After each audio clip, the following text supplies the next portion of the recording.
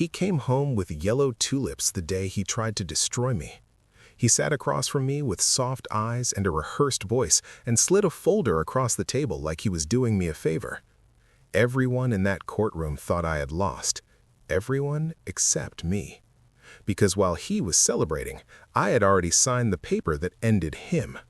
If you have ever been underestimated by someone who was supposed to love you, stay with me until the very end of this story, because what happens in that final moment, that last signature, will completely change how you see silence, patience, and power.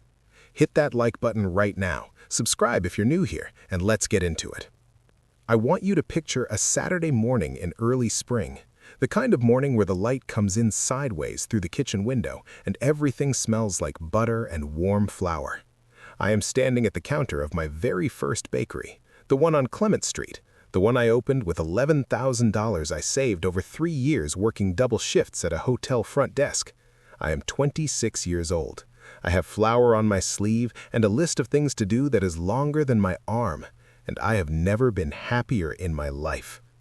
That bakery started with one recipe, my mother's honey bread. She made it every Sunday morning without measuring anything, just feeling the dough until it was right, singing quietly to herself while it rose. She passed away when I was 22 and left me nothing except that recipe, written on the back of an electric bill in her handwriting. I still have that piece of paper. I keep it in a small frame above my desk. It is not decorative. It is a compass. By the time I was 31, that one recipe had grown into something I could never have imagined when I was standing in that first kitchen.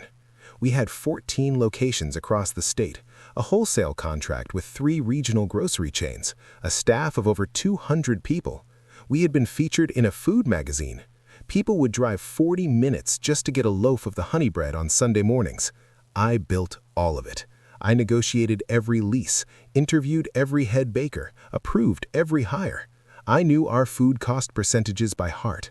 I could walk into any one of our locations and tell you within 10 minutes what was working and what wasn't. And George? George was my husband. We met when I had just the one location. He walked in on a rainy Thursday, ordered a coffee and a pastry, and left a handwritten note on a napkin that said, "I think you're building something incredible, and I'd love to hear about it." I still laugh now, not warmly, thinking about how perfectly he played that opening move. We dated for 2 years, married for 11. He had a good smile, a confident voice, and an opinion about everything. He called himself a visionary. He liked to say he handled the big picture. I let him believe that mattered as much as the actual work. The truth is, George handled a few vendor relationships and attended some meetings I was too busy to go to. That was it. But I loved him, and when you love someone, you sometimes hand them a costume and let them wear it because it seems to make them happy. I found the second phone on a Tuesday evening in March. He had left it on the bathroom counter, which was unusual, and it lit up while he was in the shower. I was not snooping. I genuinely thought it was my phone at first, but when I picked it up, I saw a thread of messages I was never meant to see. Not from a woman, from a lawyer. Words like asset transfer and primary ownership restructuring, and one line that made my blood go absolutely cold. She won't contest it if she doesn't see it coming. I put the phone back exactly where I found it. I adjusted it slightly to make sure the angle looked undisturbed. I walked to the kitchen, poured myself a glass of water, and stood at the window looking out at the backyard for a long time. George came out of the shower 15 minutes later, picked up the phone, and went to make himself a snack. He kissed me on the top of my head as he passed. I said nothing. I smiled. But something inside me that had been soft went very, very hard that night, and it never went soft again. I want you to understand something about the 3 months that followed, because this is the part of the story people always find difficult to believe. I did not confront him. I did not cry in front of him. I did not search his emails or follow him or hire someone to watch him. What I did was quieter and more powerful than any of that. I became the best actress I have ever been in my life. I cooked his favorite meals. I laughed at his jokes. I asked about his day. I was the perfect, unsuspecting wife. And while I was doing all of that, I was also carefully and methodically photographing every financial document in our home office, every contract, every lease, every bank statement I could access. I bought a small USB drive and kept it in my sock drawer, the one drawer in our entire house that George had never once opened in 11 years of marriage. I contacted Diane 6 weeks after finding that phone. Diane and I had been close in college and had drifted the way people do when life gets busy. She was a forensic accountant now, quiet and precise, the kind of person who could read a spreadsheet the way other people read a novel. We met at a small cafe 2 towns over, somewhere George had never been and had no reason to visit. I slid a folder across the table. She ordered tea and began reading. About 20 minutes in, she stopped, looked up at me and said, "How long have you two been married?" I told her 11 years. She looked back down at the papers and was quiet for a moment. Then she said, "He has been moving money out of your business accounts for at least 4 years.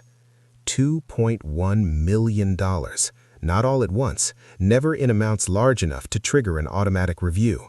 Small, patient transfers spread across dozens of transactions, the way you drain a bathtub 1 cup at a time so nobody notices the water level dropping.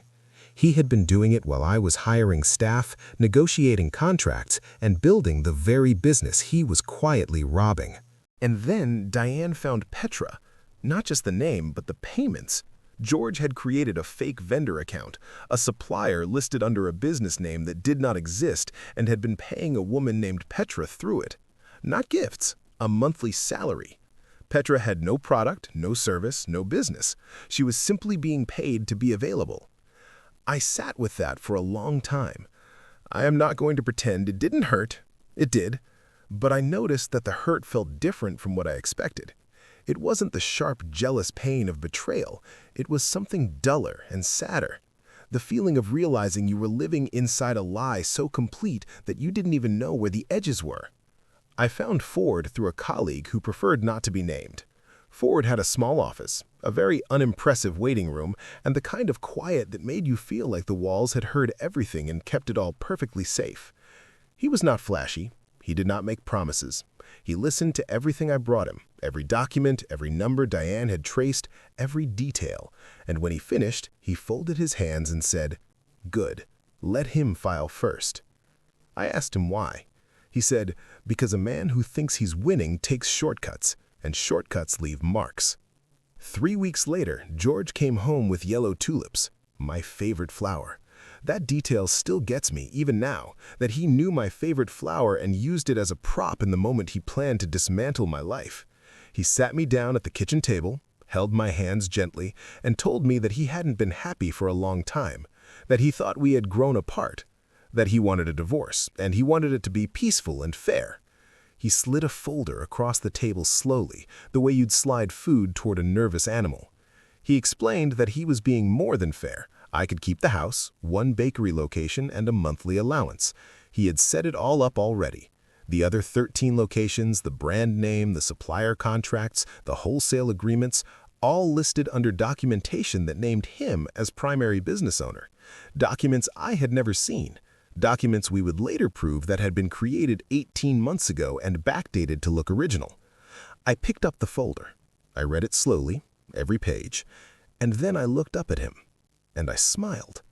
He thought I was in shock. He actually reached over and patted my hand. He said, "Take a few days. I know this is a lot." He was so comfortable, so certain. He poured himself a drink and turned on the television. I folded the papers back into the folder, said goodnight, and went upstairs. I did not sign anything that night. I did not sign anything for weeks. The courtroom was cold the first morning we walked in. George's legal team was expensive, the kind of attorneys whose suits cost more than most people's monthly rent. They were aggressive and well-prepared, and they had clearly done this before. They built a story about me that was almost impressive in how completely it inverted the truth. In their version, I was an emotional, creatively driven woman who had great instincts for baking but no real head for business. George, in their telling, was the steady force behind everything, the strategist, the operator.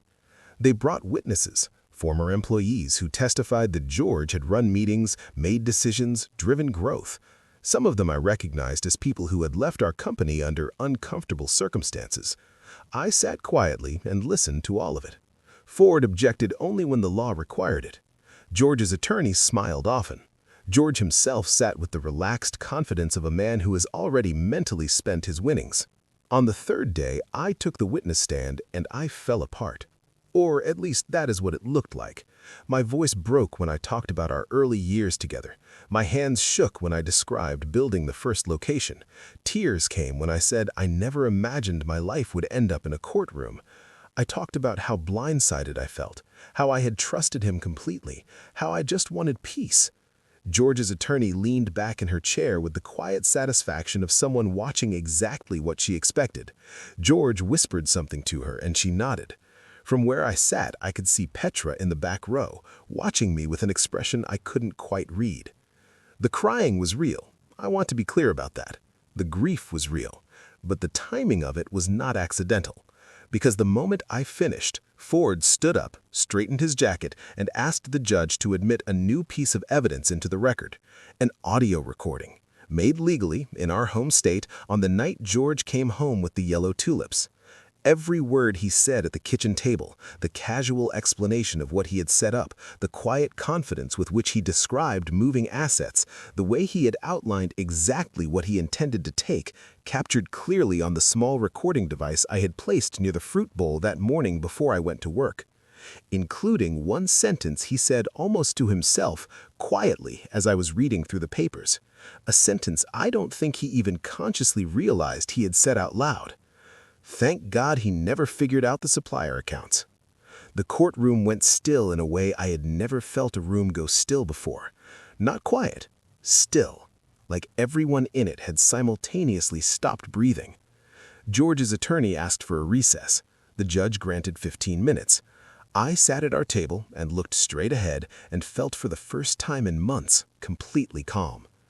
What followed over the next 2 days was the kind of unraveling that happens when a carefully constructed lie meets a wall of documented truth. Diane took the stand and walked the court through 4 years of financial records with the patience and precision of someone who has spent her career doing exactly this. Every transfer, every fake vendor payment, every thread connecting the offshore account back to decisions George had made. His own attorney stopped objecting after a while. There was nothing to object to. The numbers were simply the numbers. Then Ford presented the metadata analysis of the ownership documents George had submitted, the ones designed to show that he, not I, was the primary owner of the business. The digital timestamps didn't match. The files had been created 18 months before the divorce filing, not at the founding of the company. The formatting inconsistencies alone were damning, but paired with the metadata, they were indefensible. The judge looked at George with an expression that didn't need words. And then came Petra. This was the part I had not expected, even knowing everything I knew. Petra had been cooperating quietly with Ford's team for 6 weeks before the trial. I did not arrange this. Ford found her, approached her carefully, and she made her own choice. Why did she help? Because George had promised her that once the divorce was settled, he would put her name alongside his on the business. A future together, built on what he was taking from me. And when Petra realized that she too had been managed, scripted, and positioned, that she was simply another piece on a board that George moved according to his own needs, she handed over everything. Every email, every financial instruction, every voice message. Not out of revenge, she apparently told Ford, but because she was tired of being someone's plan. When I heard that, I sat alone in Ford's office for a moment and thought about it. And I realized something that surprised me. I didn't hate her, not even a little. We were just 2 women who had believed in a version of a man that he had constructed for each of us separately. That realization didn't hurt. It actually made me feel strangely less alone. The judge's ruling came on a Friday morning. Full restoration of all 14 business locations, full repayment of the $2.1 million. The forged documents referred to the state attorney's office for fraud investigation. George ordered to cover all legal fees. His attorney was already packing her bag before the judge finished speaking. George looked at me as we stood to leave. I don't know what he was looking for in my face. I kept it completely neutral, the way I had practiced for months in my bathroom mirror when I was alone. I gave him nothing to take with him. But the final signature this story refers to, that was not the divorce decree. I signed that on a Wednesday, calmly, in Ford's office with Diane sitting beside me. The final signature was 2 days later. I had been preparing the rebranding contract quietly since the month after I found that phone. New business name, new logo, new official registration across all 14 locations. I had kept the old name as a placeholder, as something functional, but it had always been a working title to me, something we had picked quickly in the early years because we needed something to put on the sign. The new name was my mother's name, her full name, the name she never saw on anything important because the world didn't always give women like her important things to put their names on. When the ink dried on that final page, I sat back in my chair and looked at Diane, and she looked at me, and neither of us said anything for a moment. Then she smiled, and I smiled, and it was the quietest, most complete feeling I have ever had in my life. George's fraud investigation moved forward through the following year. His accounts remained frozen.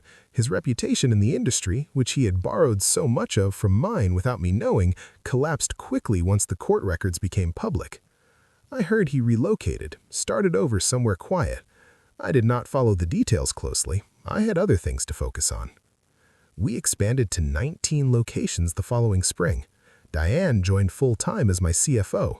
I started taking Fridays off, something I had not done once in 11 years of marriage because there was always something that needed me. And every Sunday, without exception, I drive to the cemetery where my mother is buried, and I bring a fresh loaf of honey bread and I sit with her for a while. I don't think about George much anymore, but when I do, I think about that night at the kitchen table, the yellow tulips in the vase, him patting my hand and telling me to take a few days. So certain, so completely, perfectly wrong. He thought silence was weakness. He thought my patience meant I wasn't paying attention. He thought the tears in that courtroom meant I was broken. He had spent years watching me and understood almost nothing about who I actually was. The best revenge isn't loud. It doesn't announce itself. It just smells like fresh bread and tastes like everything he lost. She never raised her voice once, not once. She just waited, prepared, and let the truth do exactly what truth does when you give it enough room. If this story hit something in you today, give it a like. It genuinely helps more people find it. Share it with someone who needs to be reminded that being underestimated is not the same as being defeated. Subscribe so you never miss a story like this one. And drop a comment below. I want to know, which moment got you the most? I read every single one, every single time.